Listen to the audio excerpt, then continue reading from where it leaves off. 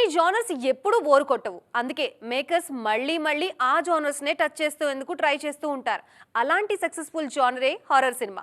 ఒకప్పుడు బాక్స్ ఆఫీస్‌ని రూల్ చేసిన ఈ ట్రెండ్ తర్వాత కాస్త స్లో అయినా మళ్ళీ తెలుగు తెర మీదకి ఈ జానర్ జోర్ గట్టిగా కనిపిస్తోంది. టాప్ స్టార్స్ నుంచి యంగ్ హీరోల వరకు అందరూ ఈ జానర్ మీద దృష్టి పెట్టారు. ఇండియన్ సూపర్ స్టార్ ప్రభాస్ కూడా హారర్ ట్రెండ్ లోకి ఎంట్రీ ఇస్తున్నారు. మారుతి దర్శకత్వంలో తెరకెక్కుతున్న ది రాజా సాబ్ సినిమాలో డిఫరెంట్ రోల్లో కనిపించబోతున్నారు. డిసెంబర్ 5న రిలీజ్ కు రెడీ అవుతున్న ది రాజా సాబ్ డార్లింగ్ ను డిఫరెంట్ గా ప్రెజెంట్ చేయనుంది. వరుస ఫెయిల్యూర్స్ నుంచి బయటపడేందుకు మెగా ప్రిన్స్ వరుణ్ తేజ్ కూడా హారర్ ట్రెండ్ నే నమ్ముకున్నారు. మేర్లపాక గాంధీ దర్శకత్వంలో తెరకెక్కుతున్న సినిమాతో ఆడియన్స్ ను భయపెట్టేందుకు రెడీ అవుతున్నారు. రాయలసీమ బ్యాక్ డ్రాప్ లో ఇండో కొరియన్ హారర్ కామెడీగా ఈ సినిమాను ప్లాన్ చేస్తున్నారు.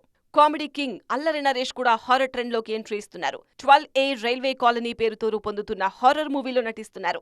రీసెంట్ గా టీజర్ రిలీజ్ చేసిన మేకర్స్ నరేష్ ను కొత్తగా ప్రెజెంట్ చేయబోతున్నారు. బెల్లంకొండ సాయి శ్రీనివాస్, ఆది సాయి కుమార్ లాంటి యంగ్ హీరోలు కూడా హారర్ మూవీస్ మీద ఆశలు పెట్టుకున్నారు.